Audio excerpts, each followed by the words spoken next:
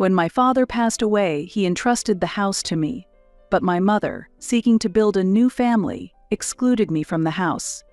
After 15 years, I tried to reclaim the house, but was threatened by her new family, forcing police intervention.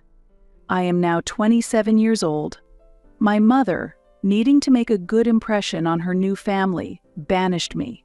She locked me out of our home and forced me to live with my paternal grandparents. Life with my father was wonderful, but sadly, I lost him when I was 7. Because my relationship with my father was so deep, his funeral was excruciating. I remember that moment vividly, and the sadness has not faded. While tormented by the loss, my mother brought home a new partner. I was forced to call this new man Dad, but I could not accept him. I couldn't see him as my father. Months after my father's death, when I first met him, I frequently saw him in my mother's bedroom. I couldn't understand how my mother could move on from my father's death so quickly and start a new life. At that time, I was just 8 years old. They were planning a grand wedding, but it was irrelevant to me. They went for a honeymoon, and I was left with my grandparents. A month passed, and she did not return. I often asked my grandparents when my mother would come to take me home. "Will Mom come to pick me up?" I asked, but there was no answer. However, one day, my mother suddenly returned. I was excited to see her after a long time and immediately hugged her, but she had only come to collect my belongings that were left in the house. Needless to say, being left behind at my grandparents' house, I was enveloped in deep sadness. After that, I continued to live at my grandparents' house. Until I went to high school, my days with them were happy. My mother would appear occasionally, just to tell me how much she loved and cared for me. If she loved me, why did she leave me at my grandparents' house, I sometimes wondered. She gave a vague answer: "Your grandparents are getting old, and I needed to help with daily shopping and chores." It was much later that she admitted the truth. My stepfather had children, and after the marriage, he and his children moved into our house. My room was given to Velma, one of my stepfather's children. My mother began to prioritize this new family over me. It was natural for me to feel angry about this fact. As a result, I began to treat my mother harshly, and our relationship deteriorated. However, after graduating high school, I stopped causing trouble for my mother. I started living alone and often visited my grandparents. They were a saving grace for me, and without them, my childhood would have been ruined. I am now working as an engineer, and I plan to start my own business in a year. To secure the funds, I am considering renting out the house. I haven't mentioned this before, but the house they live in is actually my property. It might be frustrating for my mother and her family, but before my father died, he left me all his assets, including the house. When the will was made public after my father's funeral, I was still young, but it was clear my mother was not pleased. Afterward, she tried to change the will, but she lost every time. The will stated that the house was mine and could not be sold until I turned 21. No one was to touch the property until then. According to my grandparents, my father anticipated my mother's intentions, and that's why he left a detailed will. Otherwise, my mother could have manipulated me into giving up the house during my childhood. Last month, I called my mother to tell her about my plans to rent out the house, but there was no response. When I visited my grandparents this week, I told them about my intention to use the house to generate extra income. They were utterly surprised. When asked why, they mentioned that Velma is pregnant and my mother might resist handing over the house. Velma has lost her full-time job and is now working evenings at a store, and they are financially struggling. I'm unsure how to handle this. I also need the house now to fund my business. I have quit my job and plan to start a business, but things are getting complicated. From my grandparents' story, I learned that my mother and her family are going through a difficult time, so I decided to explain my plan to my mother and give her some time to rebuild her life. Initially, I intended to give a month's notice, but I changed it considering their situation. I considered a period of 3 to 4 months. Unable to contact my mother, I decided to visit the house in person. The house I visited had changed completely, and so had my mother. Both the house's atmosphere and her attitude were cold. She glanced at me at the door and seemed to guess the purpose of my visit. Then we exchanged a forced smile and a passive hug. In fact, it had been about 10 years since our last meeting. There had been no visits from her since my teenage years, and the discomfort I felt towards my mother since then only intensified. Despite it being a long-awaited reunion, I struggled to understand her coldness. My mother did not listen to me and made no effort to understand. "You must have an important reason for coming here," was her attitude. However, I lightly replied, "Nothing important. I just came to see the house after a long time." She smiled and said, "That's fine then." After 5 minutes of silence, I stood up and left the place. That moment was absolutely uncomfortable. I strongly felt unwelcomed by the family, excluding my mother. Moreover, I received an uncomfortable gaze from my pregnant stepsister. It felt as if they treated me as though I came to cause trouble. At that moment, I gave up the idea of reclaiming the house. Instead, I explored other means to secure funding for my business. Last week marked the 15th anniversary of my father's death. My grandparents organized a small prayer service at the church to commemorate him. They planned a ceremony to honor my father by providing meals to the impoverished in town and distributing gifts to children in need. I invited friends and family to this prayer service. I had sent an invitation to my mother via email, but there was no reply. When I checked the email, I discovered she had not opened it. Since this was the first email I sent to my mother, I thought it might have gone to her spam folder, so I visited her house again. However, my mother was not home and Velma greeted me, but without any greetings, she immediately asked a direct question. "Why are you visiting again?" she inquired, and I replied that I came to see my mother. She asked if I thought my mother wanted to see me again. Her tone was very curt, and I didn't understand what she meant. I revealed that I had come to invite my mother to the prayer service for my father's memorial. With a sarcastic laugh about holding on to old memories, she said, "Why don't you forget the past?" before adding, "She was your father, not mine," after which she snapped and went back to her room. I sat in a daze for a while. Then, I left a note for my mother on the table. I asked her to call me back. The next day, my mother called, and I explained about the prayer service.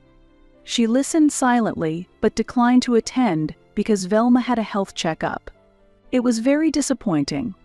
It would have been possible for her to express a willingness to participate, but her complete refusal was unfortunate.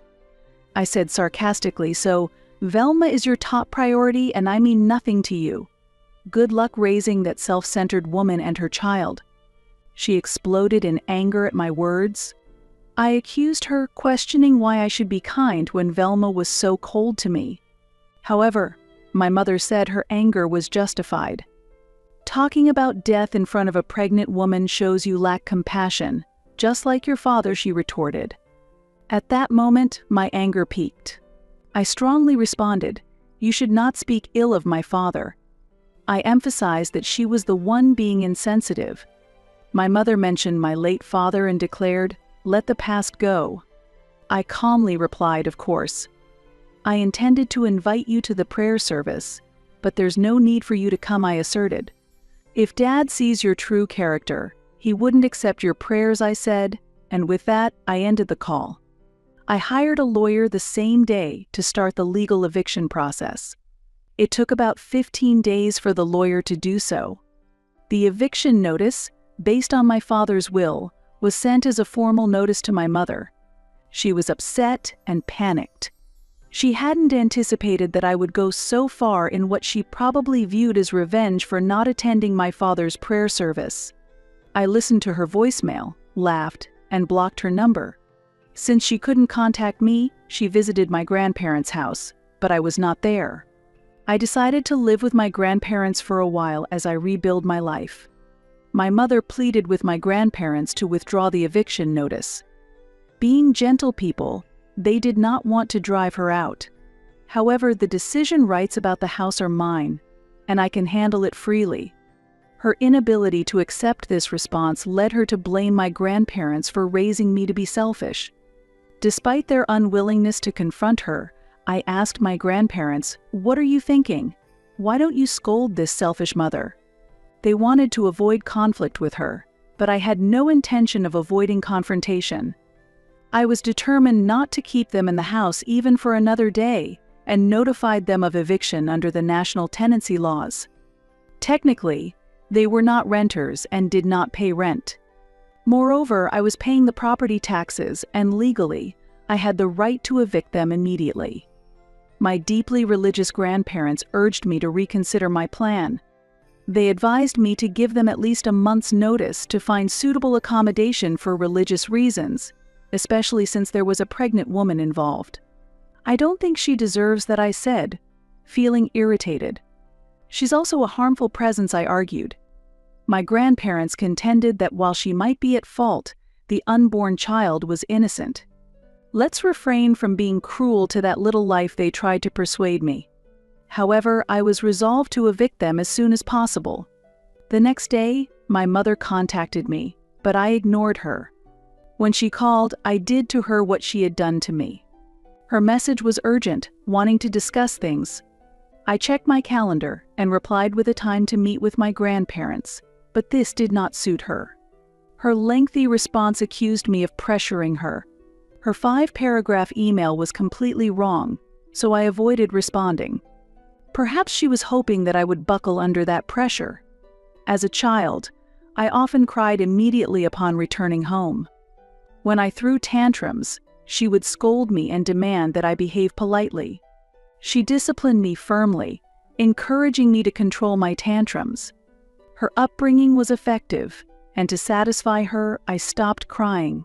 But after she left, I often sat in a corner of the house, angry.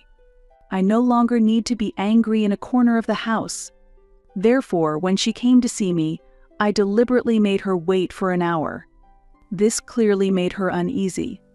I asked my grandparents not to intervene. She repeatedly asked them about me. They responded that they didn't know and sent her back to the room. When I met her, she had a questioning look. "Where were you?" Despite having waited for an hour, she just sat without saying anything. Looking at me, she said, "Okay, let's start. I can't sit here forever. I have things to do." I quietly said, "That's true." "House hunting is a tough job." She asked impatiently, "What is this notice about?" "It's written in English," I replied. "You should be able to read it." "Or do you want me to explain it?" I added. She exploded in anger, threw the notice in my face, and shouted, "I am not leaving the house for this stupid notice."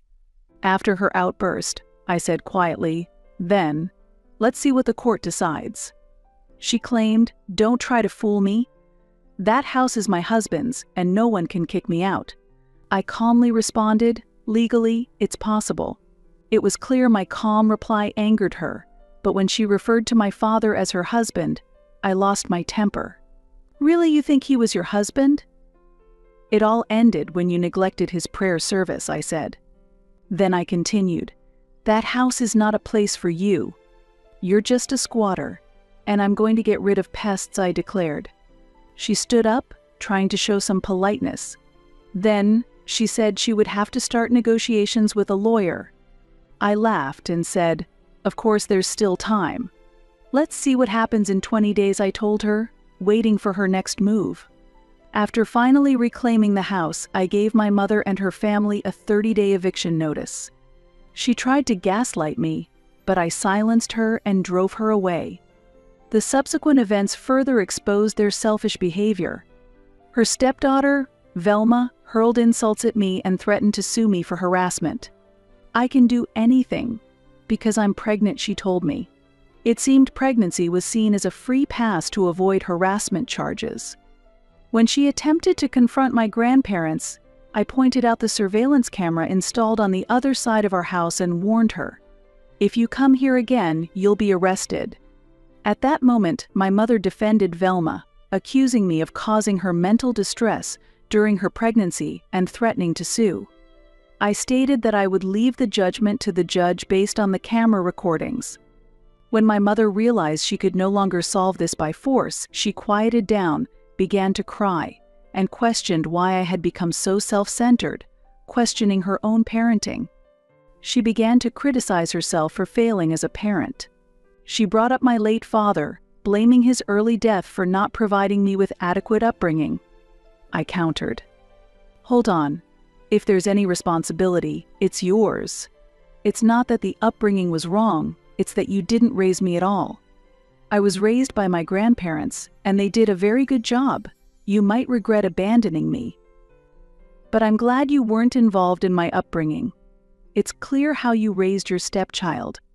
I also pointed out the fact that she was pregnant as a teenager. While I acknowledged that I may have been too harsh morally, my anger got the better of me. As a natural reaction, she exploded in anger at me. Realizing I had gone too far, I then kept quiet. I no longer felt like talking. All I wanted was to reclaim my property. I have let them live rent-free for years, and now I need to rent the house out because I need the money to start my business after quitting my job. I tried to make her understand that I am planning to rent out the house.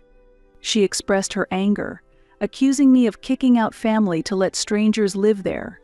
I responded, if they were strangers, at least they would pay rent.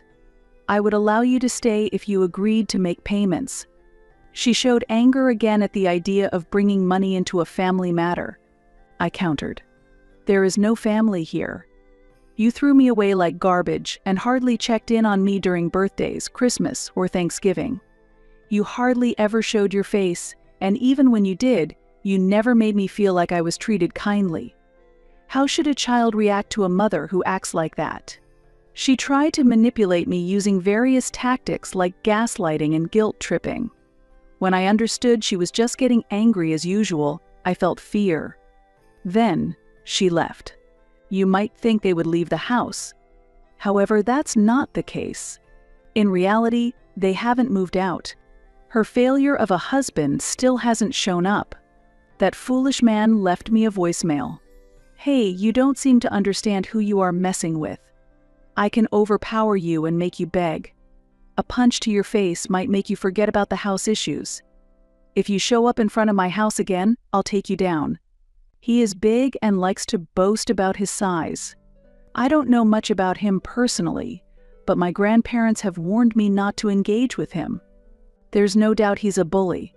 Indeed, but he is also socially ignorant.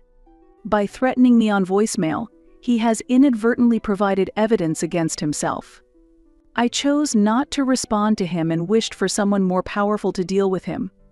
On the scheduled eviction day, I went to the police station and filed a complaint about the threats I had received. I had clear and definite evidence, which was more than sufficient to resolve the issue. That day, my lawyer accompanied me to the police station to ensure the eviction proceeded smoothly and to request police escort. Initially, the police were a bit slow to respond, but they eventually did. They told us they would contact us immediately if any problems arose, but we did not want to confront the squatters alone. By offering a small cash incentive, we managed to gain their cooperation, and when my lawyer and I arrived at the house, they were unexpectedly cooperative. However, Velma and my mother yelled at us fiercely, and my stepfather appeared with a hockey stick, but he quickly backed off when he saw the police car parked behind our vehicle. The police officer handed them the eviction notice and demanded they leave the premises promptly. They were overconfident that they could evict me and showed no signs of packing up immediately. They even asked the police for an additional month's grace period. I met the police officer's gaze and firmly stated, "That's absolutely impossible." Despite the threats in Velma's pregnancy, they tried to extend any grace period, but I remained calm and firm, stating that I was following all legal procedures properly and was beyond reproach. When they tried to negotiate for just one more day, I firmly replied, 3 hours. This left them visibly displeased. Velma, red-faced with anger, even attempted to charge at me in her fury. As the tension escalated, the police officer shouted authoritatively, "Move it, pack up now." Subsequently, we had fewer face-to-face interactions, and eventually, we all left the scene quietly.